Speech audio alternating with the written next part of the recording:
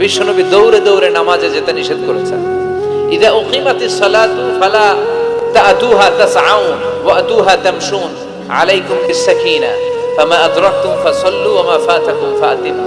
বিশ্বনবী বলেছেন, নামাজের জামাতের ইকামত যখন হয়ে যায়, খবরদার দৌড়ে দৌড়ে নামাজে যাওয়া যাবে, আস্তে আস্তে যাও, হেঁটে হেঁটে যাও। ফামা আদরাকতুম ফাসাল্লু, যতটুকু যে পাবে আদায় করবে, যেটা ছুটে যাবে দাঁড়িয়ে নিজে নিজে পড়বে। কবুল করে নেয়ার মালিক কে?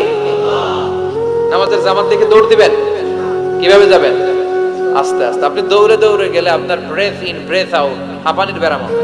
নামাজে যদি আপনি হাঁপাতে থাকেন, এটা সুন্দর লাগবে? আপনি কার সামনে দাঁড়াচ্ছেন? সব রাজার বড় রাজা, মহারাজা, চিল্লা এখন ঠিক কিনা? তার সামনে দাঁড়িয়ে হাঁপানির ব্যারাম দেখানোর কোনো সুযোগ? ধীরস্থির ভাবে যাবে।